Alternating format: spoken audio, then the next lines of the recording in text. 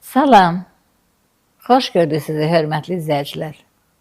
Paragraf TV-nin Təhsil Plus verilişində qonağı Sumqayıt şəhər 31 saylı məktəbinin ibtidaisinin müəllimi Nigar xanım Vəliyevadır. Nigar xanım, xoş gəlmisiniz studiyamıza. Çox təşəkkür edirəm Zülfiyə xanım, dəvətiniz üçün, diqqətiniz üçün. Təşəkkürümü, minnətdarlığımı bildirirəm. Çox gözəl. Bizim üçün, həm də tamaşaçılarımız üçün çox maraqlıdır ki, bizim Nigar xanım necə olub? Məhz bu peşəni seçib. Bu peşə onun üçün hansı maraqdan doğulub və onun ilkin nəticələri haqqında bilmək istərdik. Buyurun. Zülfiyə xanım, mən müəllim olmağımın əsas səbəbkarı olan valideynlərimə təşəkkür etmək istəyirəm. Valideynlərimin qulağım eşidəndən, ağlım kəsəndən, hörmətli bizim yazarımız Bəxtiyar Vahabzadənin çox gözəl misraları hər zaman bizim evdə səslənib. Məhz o misralardan yola çıxaraqdan valideynlərimin dəstəyi ilə müəllim olmuşam. Dəyərli yazarımız deyir ki, neçə müəllimdən dərs almışam mən, sonra unutmuşam. Ancaq adımı yazmağı mənə öyrədən o ilk müəllimim çıxmır yadımdan. Düşünürdüm ki, ilk müəllim olmaq üçün görəsən nə etmək lazımdır? Və valideynlərimin dəstəyi, valideynlərimin istəyi ilə məsələ ilk adını yazmağı öyrədən müəllim olmuşam. Və bugün çox xoşbəxtəm ki, mən müəlliməm. Bəli, Nigar xanım, dahiliklə kamilliyin birləşdiyi şəxsi müəllim. O böyük bir paydır insan üçün. Çox şərəfli, gözəl peşədir. Adətən mən həmişə sual verəndə, yaxud müsahibə aparanda belə bir fikir səsləndiriləm ki, hər bir insanın həyatının xoşbəxtliyini təşkil edən məqam onun seçdiyi peşədir. Və çox maraqlıdır ki, biz bu peşəni seçdiyəndə, ümumiyyətlə indiki dövrdə daha çox, bu məni çox düşündürür.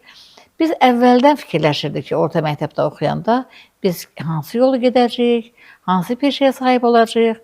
Təbii ki, hər birimizin həyatında müəllimin rolu əvəzsizdir. Biz öz müəllimlərimizi oxşamağa çalışmışıq. Və bunun içərisində maraqlı bir fərq də var da.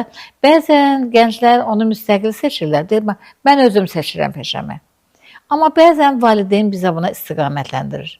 Mənə belə gəlir ki, bugün bu uğurun qazanmasında məhz sizin valideynlərin vaxtında sizə düzgün verdiyi istiqamətdir. Biz Nigar xanımın sözün həqiqi mənasından başından ayağa qədər müəllim siması var ha. Bugün onu görürüksə, onun sorağını eşidiriksə, biz onun sorağında onu biz bura dəvət ediriksə, deməli düzgün istiqamətin bu nəticəsidir. İstərdim ki, bir ikicə kəlmə valideynlərinizlə bizi tanış eləyəsiniz. Əslində biz onu tanıyırıq. Qoy tamaşaçılar görsün ki, Nigar xanım hansı ailədə dünyaya gəlib. Buyurun. Çox təşəkkür edirəm sizə. Valideyn mövzusu mənim üçün çox həssas bir mövzudur. Və bugün həqiqətən də bütün valideynlərə can sağlığı arzulayıram. Amin. Mən Respublikanın əməkdar artisti, prezident mükafatçısı, sənətkarımız deyərdim. Valideynimdən öncə böyük bir sənətkardır mənim üçün. Və böyük bir müəllimdir. Mənim müəllim olmağımın səbəbkarından da başqa. Bəli, mənim həyatımda ən böyük müəllimimdir deyərdim atam. Ələkbər Əliyevin qızıyam. Birinci sənət ailəsində doğulmuşam. Ancaq buna baxmayaraq çox həssas, milli mənəvi dəyərlərimizi qorumaq üçün bizə hər zaman böyük məsləhətlər verən, düzgün yol aşılayan, vətəninə sadiq olmağı və ən böyük, deyərdim mən bəlkə də dünyanın ən xoşbəxt, şanslı övladıyam ki, sevgi dolu bir ailədə böyümüşəm. Nə gözəldir. Bax, bugün bütün cəmiyyətdə biz bu məsələni ön plana çəkirik. Deyirik ki, hörmətli valideyn, hər bir uşağın həyata hazırlanması, onun tərbiyəsi ilk növbədə onun valideyndən asılıdır. Çünki evlad valideynə Allahın bir əmanətidir. Və bu evlad əgər halallıqla, halal mayədən dünyaya gəlirsə və o valideynlər həm ata, həm ana onları sevərək saxlayırsa, sevgidən yaradırsa və hər anında bir məsuliyyəti hiss edib, bu əmanəti elə qoruyub, elə cəmiyyətə təqdim eləmək lazımdır ki, əslində bu bizim uğurumuzdur. Doğrudan da bu barədə siz şanslı insansınız ki, məhz belə bir ailənin evladısınız. İbtidai təhsildə müəllim olmaq, peşə daşımaq. Mənim üçün, mənim aləmimdə bu məsələ çox ciddi məsələdir. Çünki adətən beynəlxalq təcrübə buna ana məktəb deyirlər. Bax, fikir verin, ana məktəb. Bizim özümüz üçün də hər birimiz orta məktəbdə, ibtidai sinifdə oxuyanda məhz o müəllimi öz anamız bilmişik. Nədən? Çünki ibtidai sinif müəllimi digər fənn müəllimlərindən fərqli olaraq o 4 saat o uşaqlarla bir yerdə olur. Onların bütün xarakterlərini, bütün istək və arzularını və hazırlama prosesini həyata keçirən yeganə bir şəxsdir bizim üçün. Və o müəllim bilir ki, o sabah üçün yuxarı orta təhsil pilləsinə verəcəyi o şagirdi necə hazırlamaq lazımdır. Maraqlıdır. Bu sizdə necə olub? İbtidai sinif müəllimimizi xatırlayırsınızmı? Nələr var idi o günlərdə? Buyur. Çox sağ olun Zülfiyə xanım. Doğrudan da mən müəllim adı gələndə birinci ulu öndərimiz, ümumilli liderimiz Heydər Əliyevin sözlərinə istinad edirəm. Mən müəllim adından şərəfli ad tanımıram. Bugün bu ad çox şərəfli addır. Ancaq çox böyük məsuliyyəti var. Bəli. Çünki müəllim tək proqram materialını şagirdə çatdırmaqla deyil, həm də gələcəyimizi qurmalıdır. Həm də əsl Azərbaycan vətəndaşı yetişdirməlidir. Həm də şəxsiyyət yetişdirməlidir. Bunların hamısı bir arada toparlanması üçün müəllimin məsuliyyəti çox böyükdür. Və deyərdim ki, bu işdə həm valideynlərimizə söykənirik, həm valideynlərimizdən güc alırıq, həm dərs dediyimiz, təhsil verdiyimiz həmin şagirdlərimizin valideynləri ilə mütəmadi olaraq əməkdaşlıq edirik. Ən vacib məsələ mənim üçün şagirdlərə, qarşımızda oturan uşaqlara çox böyük sevgi ötürməkdir. Düşünürəm ki, hər bir uğurun təməlində bir sevgi olmalıdır. Müəllim yol göstərən deyil, tək yol göstərən deyil. Müəllim sevgi ötürəndir. Müəllim gələcəyi qurandır. Ona görə düşünürəm ki, müəllim olmaq nə qədər şərəfli olsa da, bir o qədər məsuliyyətlidir, bir o qədər vicdan işidir. Hər bir müəllim həqiqətən də öz vicdanına sığınaraqdan gələcəyimizi qurmaq üçün əlindən gələn hər bir şey eləməlidir.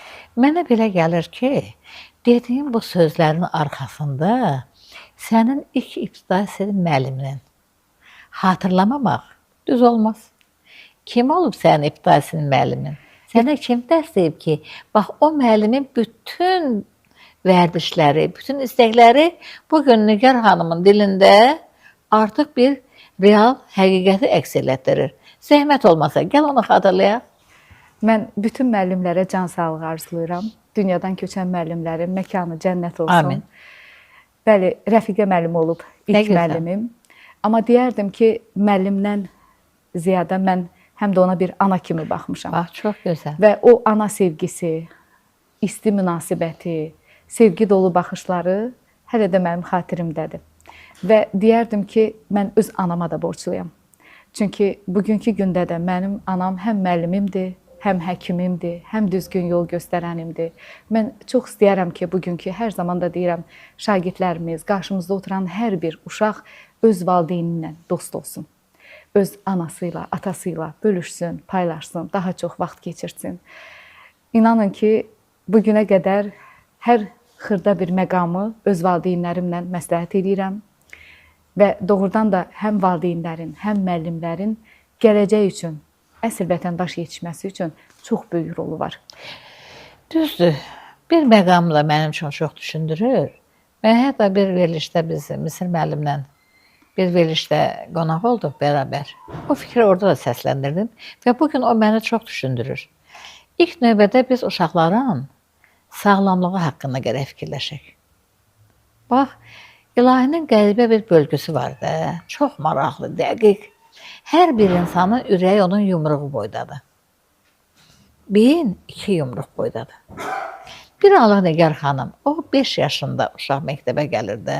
Cəmi ibtidai təhsil dövründə onlar 5, 6, 7 yaşında artıq o yuxarı siniflərə keçmək həddinə gəlib çatırlar. Bax, o 5 yaşında uşağın o yumruq boyda ürəyində biz nə qədər yük vermişik bu günləri? Niyə onların sağlamlığı haqqında gəlin düşünməyək?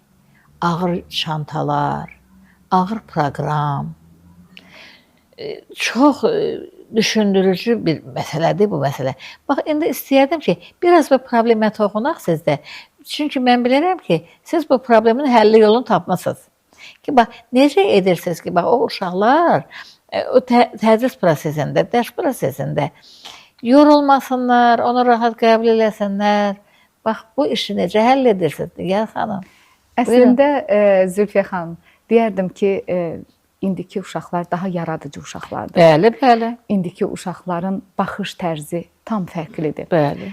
Artıq biz müasir dövrdə, müasir texnologiyanın inkişafı dövründə yaşayırıq. Bəli, bəli. Və mən həm ibtidai sinif müəlliməsi kimi, həm də rəqəmsal platformanı, bəli, rəqəmsal platformanı layihəsini tədris edən bir müəllimə kimi, informatika müəllimi kimi baxıram uşaqların yanaşmasına, uşaqların fikirlərinə və deyərdim ki, uşaqlar bu dəqiqə o qədər, yəni Sovet dönəmindəki uşaqlar deyirlər.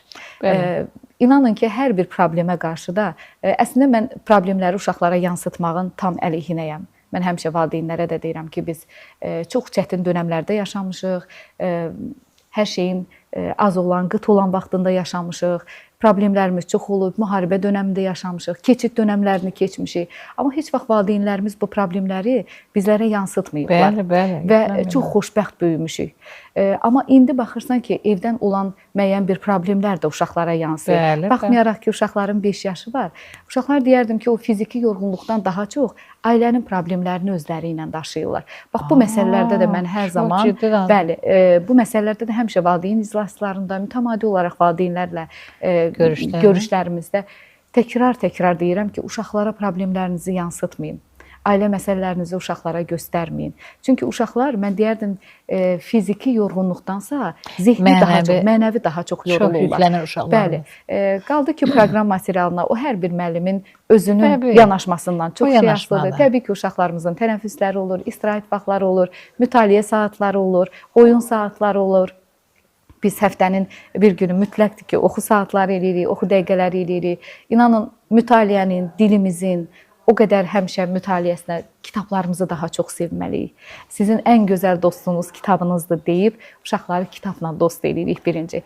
Və düşünürəm ki, bugün hansısa problemləri uşaqlara yansıtmaqla deyil, uşaqlara daha gözəl həyatın, tədrisin, cəmiyyətin, hər bir deyərdim ki, baxış bucağını gözəl göstərməyə çalışmalıyıq. Həm valideyn, həm müəllim. Elə gözəl məqama gəldin ki, Nigar xanım. Bax, indi mən bunu demək istəyirəm və həm də müraciət etmək istəyirəm sizinlə bir yerdə bizim valideynlərimizə. Əziz, hörmətli valideynlər, bu uşaqlar Allahın sizə əmanətidir. Əmanəti qorumaq lazımdır. Onu sevmək lazımdır. Ona vaxt ayırmaq lazımdır.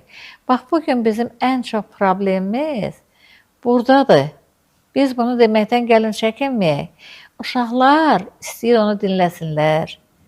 Mən müşahidə eləmişəm. Mən iş prosesim belədir. Bəlkə də uşaq istəyir ki, o anası onunla danışsın, ata onunla danışsın. Onlar həsrətlə gözləyirlər ki, bəli, valideyn gələcək, o uşaq ona sevincini böləcək, nəsə bir məsləhətini alacaq. İndi gəlin görək, bax, bugün rəqəmsaldan danışdıq, süni intellektdən danışırıq. Görün, biz hər şeyə vaxt tapdığımız halda, o telefonla məşğul olduğumuz halda, bu vacibdir, bu bizim ayrılmaz hissəmizdir. Amma bizim üçün ən vacib, bizim canımızın yarısı olan, əmanət olan, o uşağa diqqətdən gedir söhbət. Bəli. Bax, ona görə də mən çox istəyərdim ki, bu barədə məktəbdə müəllim, mən bilirəm, ibtidai təhsil müəllimləri çalışan siniflərdə müəllimlərimiz bəzən diqqətə saxlayırlar. Onlar daha çox təmasda olurlar valideynlərlə. Və bu məsələnin, çünki o uşaqların elə bir vaxtıdır ki, onlar körpəlikdən artıq biraz böyük yaşa keçirlər. Amma bütöv sinif başa çatanda 4 illik bir təhsildə, indi də bugün belədir, bu təbii ki. Bax, burada müəllim müəyyənləşdirir. O kimləri hansı ixtisas üzrə, hansı sahədə görməsini bu müəllim dəqiq təyin edə bilər. Bunu necə edirsiniz? Hər bir uşağın özünün xüsusi istedadı var. Bəli. Mən hər zaman hər bir uşağa fərdi yanaşmağa çalışıram. Bu çox vacibdir. Çünki Zülfiyə xanım, hər uşaq yaradılışdan sanki özünün bir dünyası var. Çox Və gözəl. o dünyaya o qədər həssas yanaşmağa çalışıram ki, ola bilər ki, bugün hansısa bir şagirdimiz, hansısa bir uşağımız riyaziyyatı qavraya bilmir. Amma onun çox xüsusi bir istedadı var, gözəl musiqi duyumu var və yaxud da nə idmanla gözəl. məşğul ola bilir. Ona görə hər bir uşağı müəllim araşdırmalı, onun istedadını üzə çıxartmalı, onun hər bir xırda detalı o qədər həssas yanaşmalıdır, fərdi yanaşmalıdır ki, uşaq özünü doğrudan da ibtidai sinifdən bir şəxsiyyət kimi hiss etməlidir. Və gələcəyi üçün də müəllim bir mayaqdır, yol göstərəndir. Və düşünürəm ki, valideynlə əməkdaşlıqla uşaqlarımızı bu istiqamətlərə yönləndirməklə uşaqlarımızın taleyini də, gələcəyini də həll edə bilirik. Və onlara hardasa müəyyən qədər istiqamət verə bilirik ki, sənin bu cür istedadın var, bax bu istedadını itirmə, bu istedadının üzərində gedə bilərsən. Bugün qarşımda oturan şagirdlərdən qızıl medalçımız var, futbol sahəsində uğur qazanan şagirdlərimiz var, üzgüçülük sahəsində, yəni idmanın müəyyən növləri ilə və hətta bir məqama toxunmaq istəyirəm Zülfiyə xanım. Mən pedaqoji fəaliyyətimdə internat tipli gimnaziyada müəyyən bir müddət işləmişəm. Oradakı uşaqlarımız, bəli, müəyyən qədər fərqli uşaqlar idi. Qayğıya daha çox ehtiyac olan. Bəli, sevgiyə daha çox, qayğıya, diqqətə daha çox ehtiyacı olan uşaqlar var idi. Mən bugün çox böyük fəxr hissi ilə deyə bilirəm ki, bugün qarşımda oturan həmin uşaqlar dünya çempionudur. Bugün çox fəxr hissi ilə deyə bilirəm ki, idman sahəsində dünya üzrə Azərbaycanın bayrağını qaldıran şagirdlərim var. Yəni, bax, bu uşaqlarla həmişə qürur duymuşam və bugün sağlam məktəbdə tədris aparan bir müəllim kimi hər zaman uşaqları, bax, cəmiyyətdə olan o fərqli uşaqlarla görüşdürmüşəm. Onlarla əməkdaşlıq eləmişik, onlarla bəzi layihələrdə çalışmışıq və göstərmişəm ki, uşaqlar, baxın, cəmiyyətimizdə bu cür uşaqlar da var.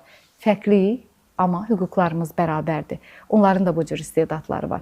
Yəni, hər bir şagirdə, hər bir uşağa fərdi yanaşmaqla, onun istedadını üzə çıxartmaqla, ona dəstək olmaqla düşünürəm ki, doğrudan da uğurlu bir gələcək üçün çalışmaq olur. Nigar xanım, əslində mən qoyduğum sualı təsadüfi qoymamışdım. Mən onun cavabını sizdən aldım. Amma istəyirəm biz onu biraz möhkəmləndirək. Buyurun. Tədris prosesində çox təəssüf ki, bizdə belə bir fikir olub da, bəzən əsas fənlər, ikinci dərəcəli fənlər. Yəni, ikinci dərəcə fən deyəndə bizdə əmək, rəsm xət, musiqi, idman dərsləri olub. Amma iş bundadır ki, biz unutmuşuq ki, yaradıcı gənclər, yaradıcı insan əvvəla cəmiyyət üçün çox xeyirxah bir missiyadır.